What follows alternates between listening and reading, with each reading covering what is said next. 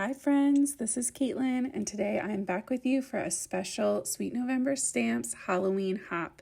So today I'm going to be pairing up two new stamp sets. This is Lucinda's Lair and Sorcia's Spell Room, and they are so stinking cute. I also brought in a couple of my previously released favorites. So we're going to be using the Halloween Room and then the Halloween Room add-on.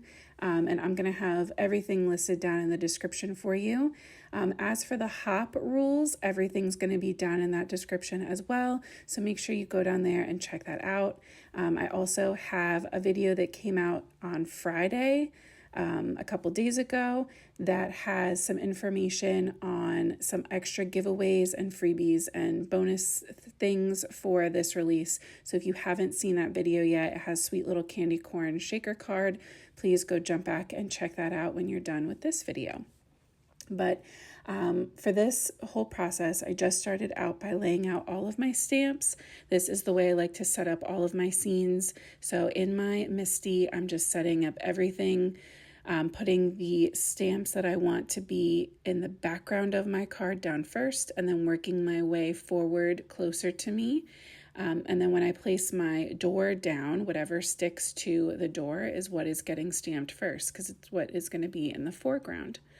So for us right now, that means the books that are going to go up on the shelf, that little leaning tower, which in the end, we're not even going to actually color. We're going to cover that up with a sentiment because it just wasn't fitting where I was going in my brain. And then the cauldron. So every time I stamp something on my card, I'm going to put in some double-sided post-it notes, full stick post-it notes, or the Heffy Doodle tape. I'm almost out of mine, but they did close, although I was looking around and it seems like Catherine Pooler still has some available. So, but every time I stamp something on my image or on my card, sorry guys. Every time I stamp an image on my card base, I'm also going to stamp it onto my masking paper, whichever that is, fussy cut that out and add it into my scene. So after my cauldron, I put the bubbles.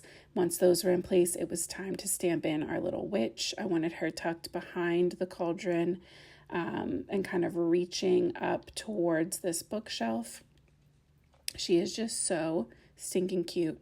And you can also paper piece these together if you need to. You can see I used a couple different pieces of that Heffy tape to make sure that my little witch was masked. I'm adding in a couple jars. So this little eyeball jar is the one that she's kind of pointing at in my scene. I also saw some of the other design team members had her pointing and the bottles were floating off of the shelf, and I didn't even think of that when I was making this, but now I definitely want to try it. I saw so much fun inspiration for the team. So hopefully along the hop, you'll see that, but also there's an Instagram hop going on this weekend too. So you actually have two chances to win big. And my Instagram is listed in the description here always. So you can go to my Instagram page and start hopping from there on that one and see just all of these crazy, beautiful makes that everybody's been working on. I added a second bottle onto that shelf and then stamped the shelf itself on there. And then my final step was to add my window.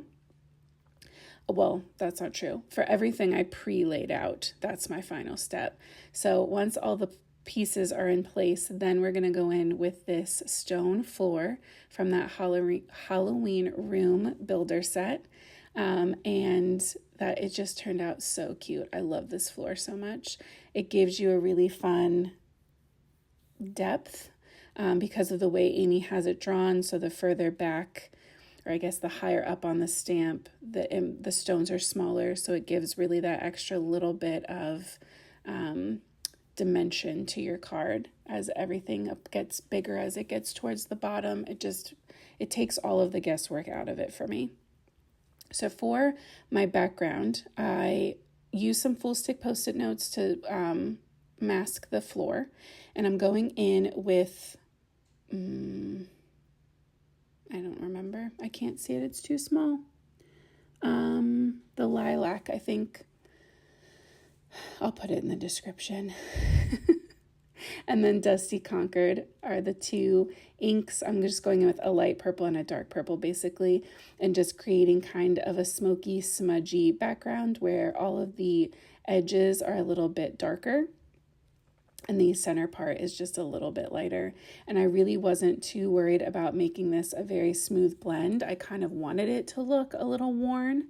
And we're going to go back in and add in even extra darkness here in a minute. Some of these things are going to get remasked. I decided I needed some more shadowing, and so we're going to bring in some super dark gray here in a second. But that is also why I wanted to show you that at least while I'm working on my project, if not long term, I save all of my masks until I know my project is done. So I had a piece of printer paper there. I just stuck all of my little masked bits to it and set it to the side. And then here, once I had gone in with a Copic marker and kind of filled in any gaps around my main images so that they matched my background, I am going to go back in with this smaller detail brush and I believe Hickory Smoke. Yeah, there we go. And I'm just going to add some shading to the right-hand side of the witch and the shelf and that little tower at the bottom, but I kind of trim that out because like I said, that's going to get covered up. In Amy's card that she did, the witch is actually standing on top of that stack, and that made so much sense to me. But when I was building this, I thought it could just be cute in the middle, but then it just seemed out of place that it was just stacked in the middle of the room. So you can see I'm adding a good bit of shading there, and that's because our cauldron is going to be like glowing. And so I wanted some shadows back behind my witch to kind of balance out and help create that the emphasis on that glow. We needed a contrast. So now I have all of my masks for real this time removed, and I'm going to start with the floor. So I'm going in with my neutral gray markers to start, and there's a lot of coloring in this. You guys already probably saw how long this video is. You know what's coming. So I went N6, N5, putting all of my shadows towards the top part of each stone. And then my N3 is going to be my highlight shade. And I'm going to go in for this grout with the N8 to keep it nice and dark and kind of moody. And we're going to do that same thing all the way across the card. I didn't think we needed to show that. Trying to save time wherever I could for this one without speeding things up too much for you. So I took one of my all-time favorite Tim Holtz moon masks and I just placed it in my window so I could kind of trace that circle. And I'm going to start going in with my B markers, working down from my lightest to my darkest all the way down that window. So we're kind of getting that peek out into the night sky. This just turned out so cute. Skies are still my least favorite thing to do, but when they're like a mini scale like this, it's much easier to handle. I also saw that Amy was sharing some more about her airbrush system, and I have all of the parts to airbrush. I just haven't taken everything out of the boxes yet. So my goal is in this next couple weeks to break out the airbrush and walk you guys through my first time trying it. We'll test it out together. So if you're interested in that, make sure you keep an eye out. Make sure you're subscribed so you get the notification when that video comes out. And I also use this stencil to mark in my little craters in the moon. I figured why try to reinvent the wheel if I already have a stencil that I know that I love. For my window itself, I went around with those same gray markers that we used on the floor for these bricks, just adding the shading on the left and the bottom, kind of creating that L. And then as we go over the top, it'll kind of curve with it. And then I kept that same shading down the other side. I couldn't decide if it should be mirrored, but it's fine. I still love how it turned out. I don't think there's a wrong way to make this look, to be honest. I don't think anybody would look at your shading and be like, that was on the wrong side. So then I went through and blended out all of those lines with my N5. And then we'll go over everything with our lightest shade, which is N2 this time. And I went a little bit lighter on the window than on the floor because I'm going to be adding in some of that super bright YG glow here in a minute from the Cauldron, and I wanted to make sure that it could be picked up through the gray stones. So for these bubbles, I am starting out by outlining everything in my YG07 and adding some shading to the bottom, and I'm also adding some additional kind of loose U or C-shaped marks, kind of enhancing and accenting some of those bubbles. Then we're going to blend that out with my YG13, just starting to pull out that color. And then I'm going to go in with YG01, which I knew I wanted to be my brightest, lightest color. But then I decided there really wasn't enough contrast, so we're going to bring in some more YGs. And this is where I'm kind of glazing the stones around my window with that lightest YG01 again. So we're getting that glow effect on the window, and we're going to carry that over to our witch's dress here in a minute too. But first, I did want to add in that extra shading. So I brought in one shade deeper, that YG09, just to, again, kind of enhance and add some extra texture to those bubbles and make sure that you could really see that it was like a big bubbly cloud. For the shelf, I just colored it in easy peasy with my browns. We went E57, I think, pretty much for the whole thing. I went in with a purple to make sure that there weren't any gaps around my books on the wall from my masks. And I wanted to create kind of a bunch of different colors on these books to make them look like they're all kind of mismatched, and she's picked them up from different places or they have different themes. So I started by going in with all of my reds first, and I made this little kind of poison spell bottle. It has a skull on it. Also be red. And just outlined around the skull with that black marker.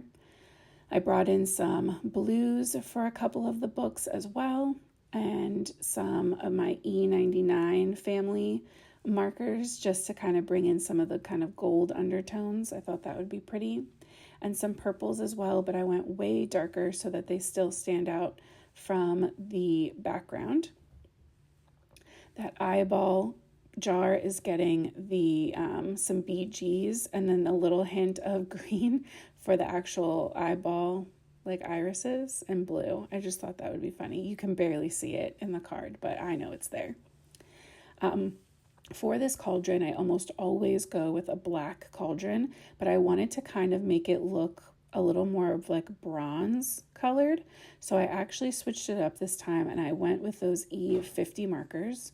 So we went E59, and I'm building up my shadow all the way around the sides and bottom, and especially around the lip of the cauldron, and then pulling that color out from either side, leaving a nice little space right between my marker and the artist drawn lines for that kind of curved highlight look. Then I'm blending that out with E39. So we went 59 to 39. And you can see it took a little bit of work getting those colors to really start moving. But once they did, they worked so nicely together. And just starting to pull that color in a little bit further each time. Then I jumped up to E99, which has more of a golden undertone to it. And again, same thing, just pulling that in closer and closer towards the center, filling in the feet and most of that top lip section. And then that E97 is going to be my lightest shade, just kind of running that over everything. And again, it took a second for the center of that to blend, but with just a couple layers, I got there, and I love it. Those same colors came back into play for the handles. Same idea. I just kind of wanted to be able to chunk things up a little bit and work on them one section at a time. And if you prefer a black cauldron, that's okay too. I just thought it would be fun to change things up. And I love how this orangey bronze cauldron, kind of the orange, the green, and the purple of the background all play together, because it gives that really nice Halloween triadic color scheme. For my witch, I started out with my E04 marker, going in to create all of the shading and shadow around her sweet little face. And because we have that bubbling cauldron there with the glow, sorry, I put all of the shadow on her right-hand side, so away from where we're going to add our glow. We're going to go in and add that glow to her dress and her face. Then I went to E13, E11, and my E00, trying to keep it extra light where her glasses are.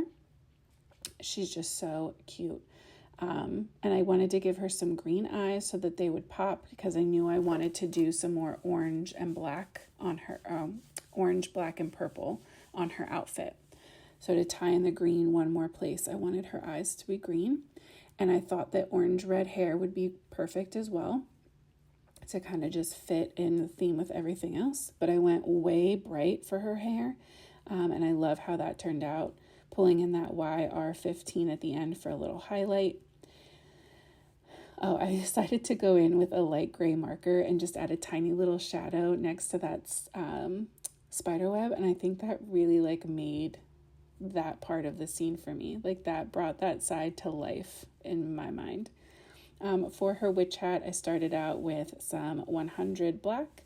Then I pulled in my C7. I went with some cool grays, so it would just look a little bit different than the rocks in the room. Jumping up to C5, I'm just enhancing all of the lines that were there from the stamp, right? I'm really letting those be my guide on this image. It's really easy to do that. You don't have to do a lot of guesswork on your own. And I love that, because there's so much going on that at this point I was ready for some guidance. I did want to really amp up that contrast, so I did go back in with some extra C7, and I colored in her shoe and her little bodice as well. For her shawl, I decided to bring in some of those purples again, so we're going pretty dark here with that V09, adding and shading to those pleats, and adding in a couple extra flicks here and there just to kind of darken up that space up at the top of her waist so that the bottom can be lighter. And again, we keep our nice contrast between everything.